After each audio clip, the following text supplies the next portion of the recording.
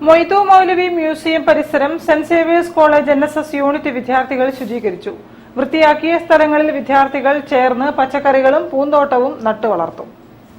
കാടുപടർന്ന് പിടിച്ച മൊയ്തു മൗലവി സ്മാരക ദേശീയ സ്വാതന്ത്ര്യ സമര മ്യൂസിയം പരിസരം NSS യൂണിറ്റ് വിദ്യാർത്ഥികളുടെ കൂട്ടായ്മയിലാണ് ശുചീകരിച്ചത്.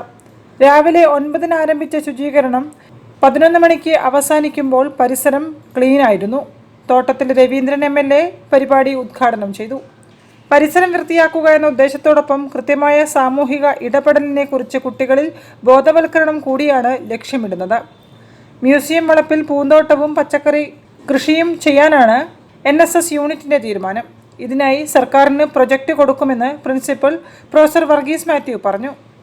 ഈ ശുചീകരണത്തിന് ശേഷം ഞങ്ങൾക്ക് കുറേ പ്രോജക്റ്റുകളുണ്ട്.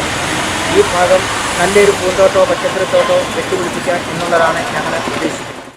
Member secretary KT Shekhar, professor MC Vashisht, അധ്യാപകരായ രശ്മി R നാഥ്, സീന ഭാസ്കർ, NSS വിദ്യാർത്ഥി പ്രതിനിധി നാദിയ ഷാജഹാൻ തുടങ്ങിയവർ സന്നിഹിതരായി. 70ഓളം NSS വിദ്യാർത്ഥികൾ സേവന പ്രവർത്തനങ്ങളിൽ പങ്കാളികളായി. റിപ്പബ്ലിക് ദിനാഘോഷത്തിന്റെ ഭാഗമായി കൂടിയാണ് മ്യൂസിയം പരിസരം ശുചീകരിച്ചത്. News bureau, Kozhikode. കേരള മുസ്ലിം ജമാഅത്ത് കോഴിക്കോട് ജില്ലാ